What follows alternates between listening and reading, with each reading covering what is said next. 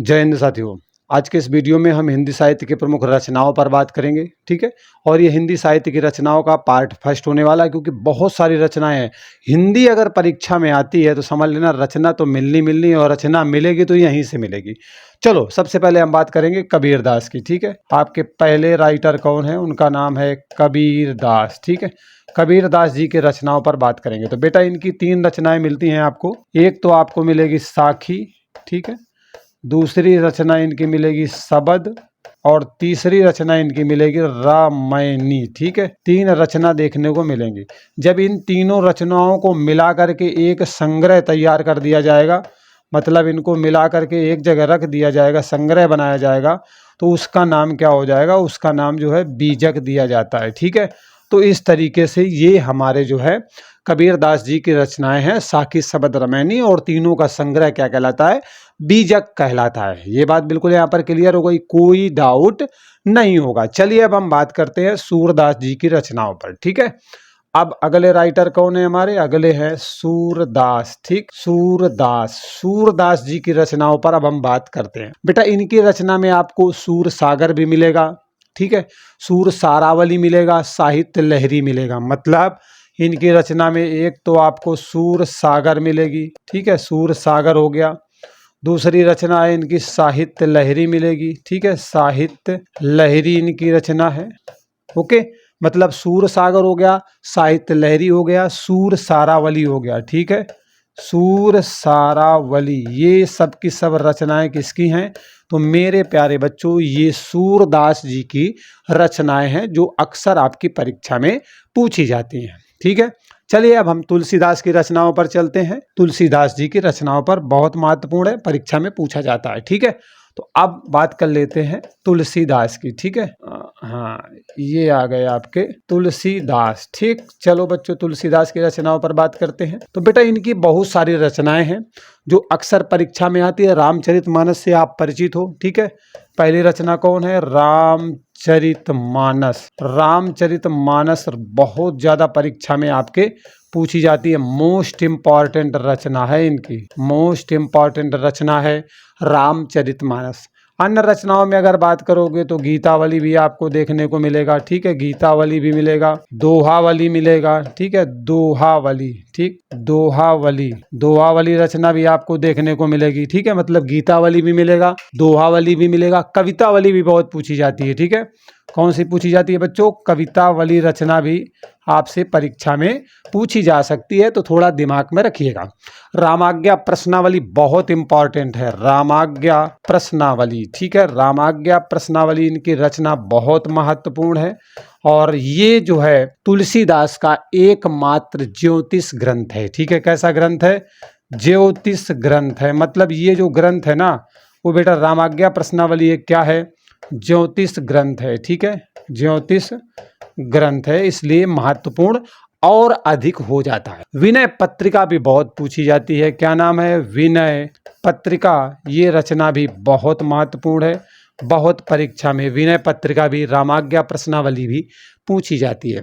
एक रचना और है इनकी, बरवय रामायण। क्या नाम है बेटा? बरवय रामायण। यह रचना भी बहुत परीक्षा में पूछी जाती है, ठीक है। चलिए अब हम अगले राइटर जयदेव जी की बात कर लेते हैं। किसकी बात करते हैं? जयदेव, ठीक है। अगले राइटर हैं आपके जयदेव, और जयदेव की रचना में बेटा आपको देखने को मिलेगा गीत गोविंद, ठीक है। इनकी रचना कौन सी है?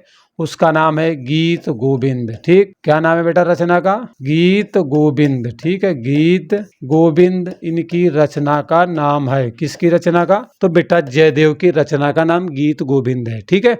ये बात भाई समझ में आ गई, कोई डाउट यहाँ तक तो बिल्कुल नहीं होगा। अब हम बात करते हैं रहीम दास की, ठीक है। किसकी बात करते हैं बेटा? रहीम दास, ठीक। रहीम दास जी की रचनाओं पर बात करते हैं। बहुत महत्वपूर्ण राइटर हैं, इनकी रचनाएं भी आपकी परीक्षा में पूछी जाती हैं। रहीम दास को जो है अब्दुल रहीम खान खाना के नाम से भी जाना जाता है, तो दिमाग में इसको भी रखिएगा, मतलब दिमाग में रखिएगा, ठीक है। इनकी रचना में आपको मदनाष्टक देखने को मिलेगी, ठीक है। मदनाष्टक एक रचना है इनकी, जो अक्सर परीक्षा में देखने को मिलती है। और एक है रास पंचाध्यायी। क्या नाम है बेटा? रास पंचाध्यायी, ठीक है। रास पंचाध्यायी, ये रचना भी इन्हीं की है। ये भी बड़ी महत्वपूर्ण है, जो अक्सर परीक्षा में आपको देखने को मिलती है। ठीक है। हाँ, रहीम नाम से एक और है इनकी, रहीम सतसई। क्या नाम है? रहीम सतसई इनकी एक रचना है जो इन्हीं के नाम से है। ठीक, चलो ये बात भी समझ में आ गई।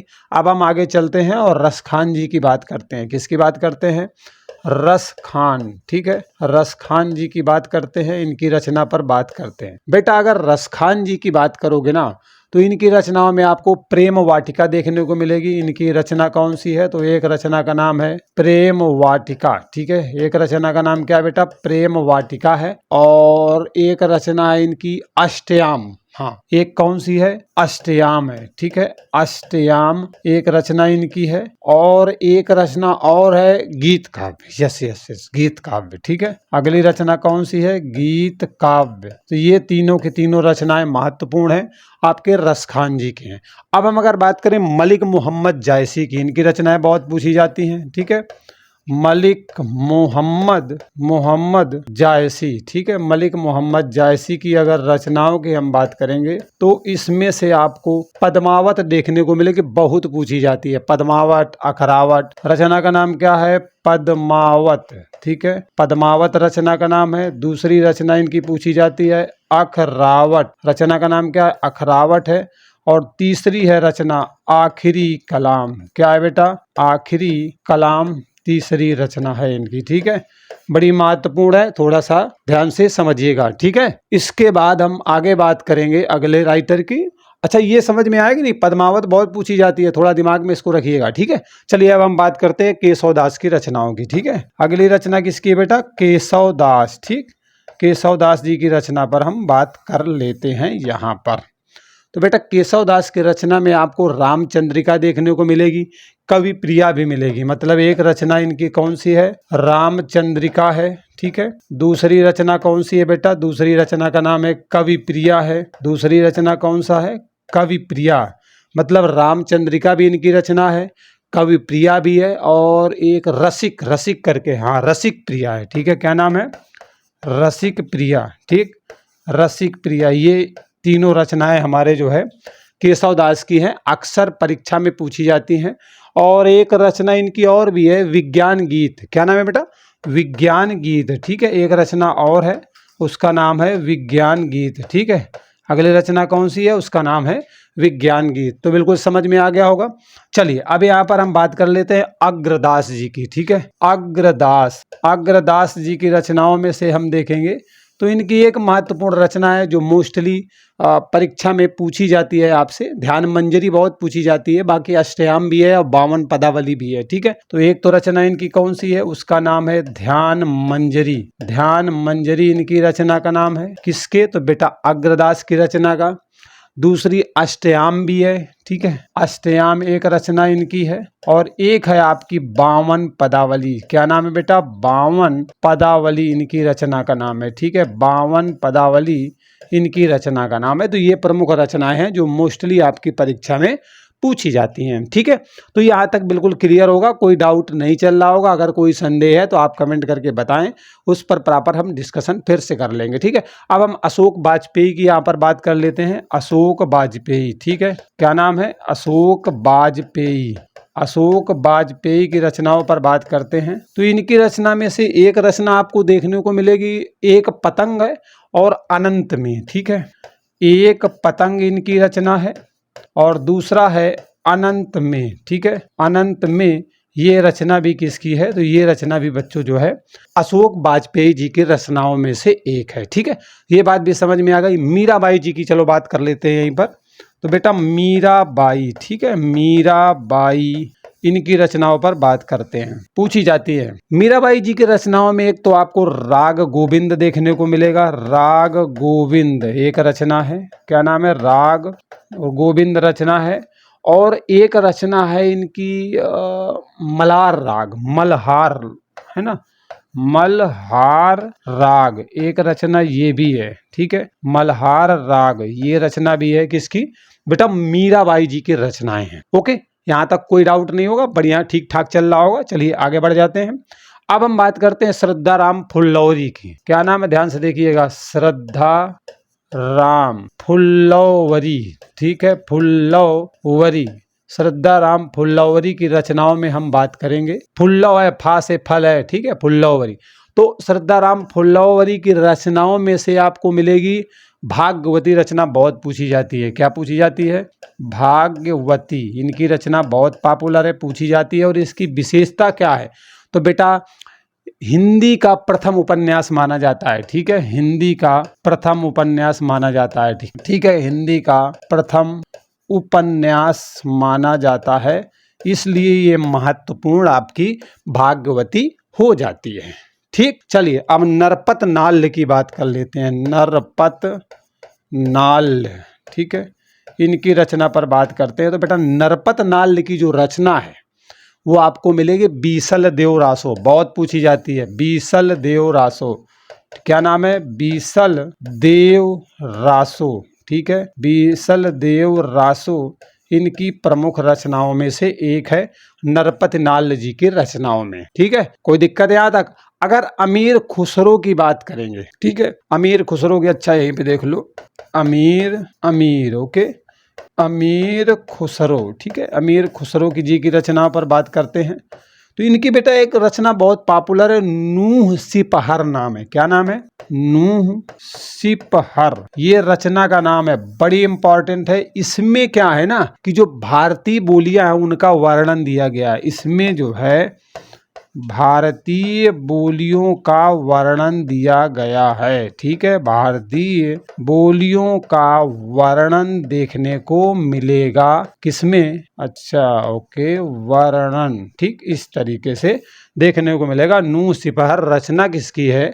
अमीर खुसरो जी की है। ठीक है, चलिए अगले राइटर हैं हमारे भूषण जी पर बात कर लेते हैं। भूषण अगले रचनाकार हैं आपके, भूषण, ठीक है। तो इनकी रचनाओं में आप देखोगे, एक तो छत्रसाल दशक बहुत पूछी जाती है और शिवा बावनी भी बहुत पूछी जाती है। रचना क्या है? शिवा बावनी, ठीक है, शिवा बावनी इनकी रचना है, बहुत महत्वपूर्ण, अक्सर परीक्षा में मिलेगी आपको।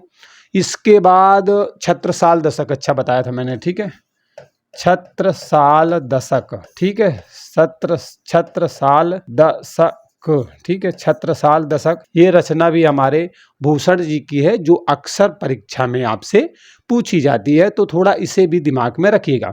अच्छा चलो अगले राइटर घनानंद की बात कर लेते हैं, ठीक है, घनानंद, ओके। चलिए अगले राइटर हैं आपके घनानंद जी, इन पर बात कर लेते हैं। बेटा इनकी रचनाओं में आपको एक तो विरह लीला मिलेगी। क्या मिलेगी बेटा? विरह लीला, ठीक है, रचना का नाम क्या है? विरह लीला इनकी रचना का नाम है, ठीक है, बड़ी पॉपुलर रचना है। और एक रचना है गोकुल गीत, हाँ ठीक है, गोकुल गीत अगली रचना कौन सी है? गोकुल गीत अगली रचना का नाम है, ठीक है, वो इन्हीं के रचनाओं में से एक है। और एक रचना इनकी और है, इश्क लता। क्या नाम है बेटा? इश्क लता, ठीक है, इश्क लता, ये रचना भी इन्हीं की है। किसकी? तो बेटा घनानंद जी की। ठीक, चलो अब चंद्रवरदाई का नाम आपने सुना है, किसका नाम सुना है? चंद्रवरदाई, ठीक है, चंद्रवरदाई, अच्छा वरदाई है कि बर है, बा से बकरी, ठीक है, चंद्रवरदाई तो वाह है, चंद्रवरदाई, ठीक है। तो बेटा चंद्रवरदाई की रचना में आपने पृथ्वीराज रासो का नाम सुना होगा। किसका सुना है? पृथ्वीराज रासो, ठीक है, बहुत इंपॉर्टेंट है, नाम है पृथ्वीराज रासो, इनकी बड़ी पॉपुलर रचना है। और इस रचना की क्या उपलब्धि है? हिंदी का पहला विस्तृत महाकाव्य कहा जाता है इस रचना को, पहला विस्तृत महाकाव्य, ठीक है, पहला विस्तृत महाकाव्य बोला जाता है हिंदी का। किसको? तो बेटा पृथ्वीराज रासो को। और ये रचना किसकी है? चंद्रवरदाई जी की रचना है, ठीक है। चलिए अब हम बात करते हैं बिहारी लाल। बिहारी लाल की एक रचना बहुत पॉपुलर है, बिहारी सतसई, ठीक है, बिहारी लाल की अगर हम बात करेंगे तो बेटा बिहारी लाल की रचनाओं में आपको जो है बिहारी सतसई देखने को मिलेगा। रचना का नाम क्या है? बिहारी सतसई, नाम से ही है उनकी, बिहारी सतसई इनकी रचना का नाम है, जो इम्पोर्टेंट है, अक्सर परीक्षा में पूछी जाती है आपसे, ठीक है। चलिए अब हम मैथिली शरण गुप्त की बात करते हैं, ये भी बहुत महत्वपूर्ण है, नाम है मैथिली शरण गुप्त। क्या नाम है बेटा? मैथिली शरण गुप्त, ठीक। चलिए इनकी रचनाओं पर बात करते हैं। इनकी रचनाएं तो अक्सर बहुत सारी हैं जो परीक्षा में पूछी जाती हैं। ठीक है, अगर इनकी रचनाओं में जाओगे तो चलो काव्य रचनाओं की बात कर लेते हैं। मान लो मैंने यहाँ पर लिख दिया इनकी काव्य रचनाएं कौन सी है, काव्य वाली रचनाएं जो काव्य के अंतर्गत आती हैं। तो उसमें से आपको रचना देखने को मिलेगी, अच्छा मैथिली जी की बात कर रहे हैं। हाँ, तो मैथिली जी की रचनाओं में आपको साकेत यशोधरा तो बहुत पूछी जाती है भाई। ठीक है, साकेत देखने को मिलेगी, यशोधरा देखने को मिलेगी इनकी रचनाओं में से प्रमुख। ठीक है, बहुत परीक्षा में अक्सर पूछी जाती है। द्वापर भी है, जयद्रथ वध भी है। ठीक है, द्वापर जयद्रथ वध, ठीक है, जयद्रथ वध आपको देखने को मिलेगा, इन्हीं की रचनाओं में से एक है। भारत भारती, हाँ ये तो बहुत महत्वपूर्ण है भाई, भारत भारती। भारत भारती रचना बहुत पूछी जाती है, मोस्ट इम्पॉर्टेंट। पंचवटी भी है, झंकार भी है। ठीक है, पंचवटी रचना इन्हीं की है। और अगली रचना कौन सी है तो बेटा उसका नाम है झंकार। ठीक है, अगली रचना कौन सी है, झंकार। ये प्रमुख रचनाएं हैं। मैथिली शरण गुप्त की पहली कविता 1905 में सरस्वती पत्रिका में प्रकाशित होती है। ठीक है, तो अगर इनकी पहली कविता की बात करोगे, ठीक है, पहली कविता तो उसका नाम क्या था बेटा, पहली कविता, मिट जा भाई, हाँ पहली कविता उसका नाम था बेटा हेमंत। क्या नाम था, हेमंत। ठीक है, पहली कविता कौन सी थी, हेमंत।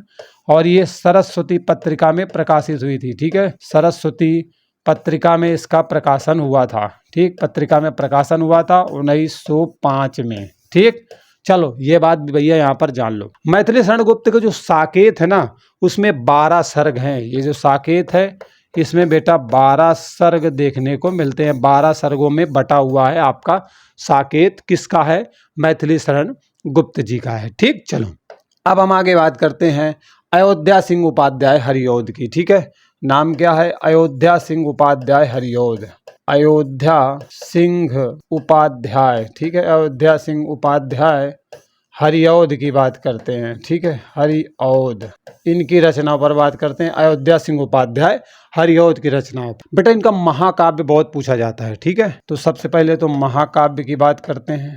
महाकाव्य कौन कौन से हैं भाई इनके। अच्छा, महाकाव्य में अयोध्या जी के आपने नाम सुना होगा, प्रिय प्रवास, वैदेही वनवास, इसी में आते हैं।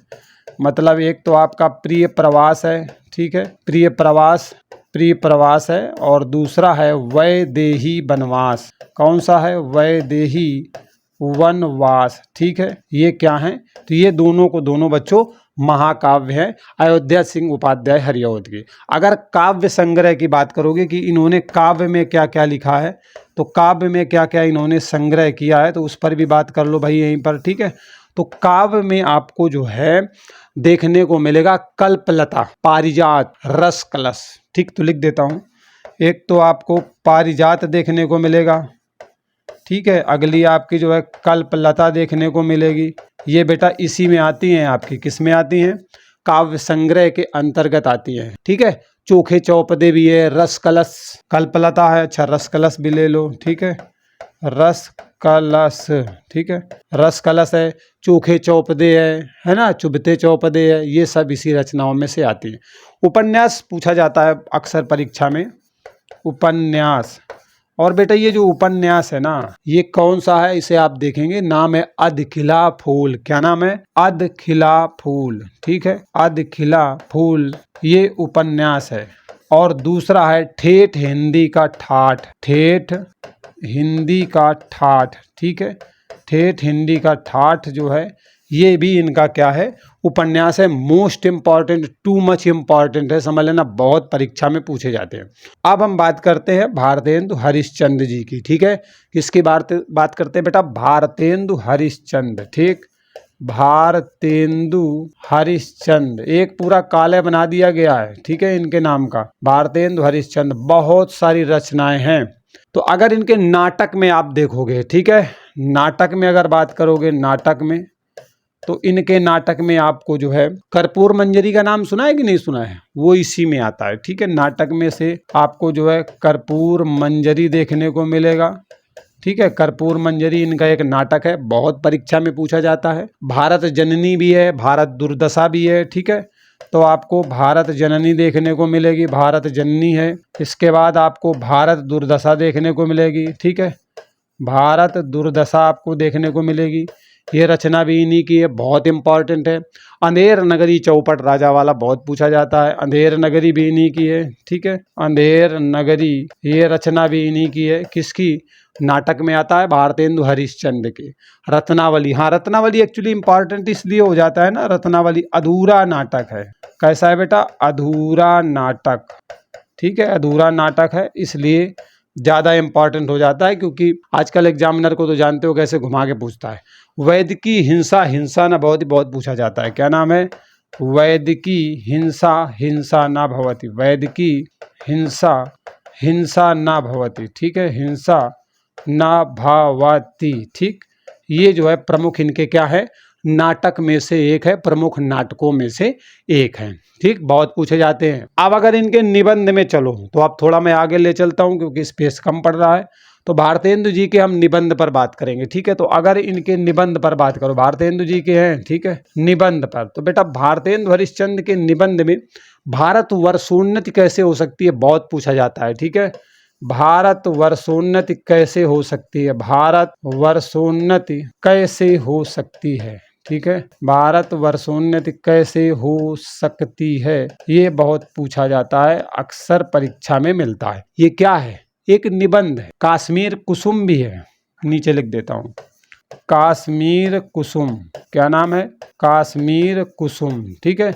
ये भी रचना निबंध है, किसकी है? तो आपके हरिश्चंद्र जी की है। सुलोचना भी है, ठीक है। चलिए अब काव्य की बात करते हैं। इन्होंने काव्य में क्या लिखा है भाई? काव्य संग्रह में क्या क्या इन्होंने लिखा है? तो काव्य संग्रह में प्रेम से लिखा है, प्रेम फुलवारी, प्रेम माधुरी, प्रेम तरंग, प्रेम सरोवर, इस तरीके से इन्होंने लिखा है, ठीक है। प्रेम सब में लगेगा, प्रेम सरोवर हो गया, प्रेम फुलवारी हो गया, ठीक है, प्रेम फुलवारी हो गया, प्रेम तरंग हो गया, इसी तरीके से जो है प्रेम सरोवर हो गया, माधुरी हो गया, ये सब इसी रचनाएं इन्हीं में से आती हैं। यात्रा वृतांत बहुत पूछा जाता है, इसलिए यहाँ पर देखते हैं यात्रा वृतांत, ठीक है। यात्रा वृतांत क्या है इनके? प्रमुख जो मोस्टली परीक्षा में पूछे जाते हैं। तो यात्रा वृतांत में आपको सरयू पार की यात्रा मिलेगी। क्या मिलेगी बेटा? सरयू पार की यात्रा, सरयू पार की यात्रा बहुत परीक्षा में पूछी जाती है। मेदावल की यात्रा भी है, लखनऊ की यात्रा भी है। तो इम्पॉर्टेंट सरयू वाली है, इसलिए सरयू वाली मैंने लिख दी, बाकी बता दिया। अब इनका संपादन इन्होंने किसका किया, ये बहुत पूछा जाता है। संपादन, तो बेटा इनके द्वारा जो संपादन है ना, वो कवि वचन सुधा पत्रिका का किया गया। बहुत इंपॉर्टेंट है, अक्सर पूछा जाता है। कवि वचन सुधा, कवि वचन सुधा, ठीक है, पत्रिका है, और इसका जो है इनके द्वारा क्या किया जाता है? संपादन किया जाता है, ठीक। तो बच्चों यहाँ तक बिल्कुल समझ में आ गया होगा, कोई डाउट तनिक सा भी नहीं होगा,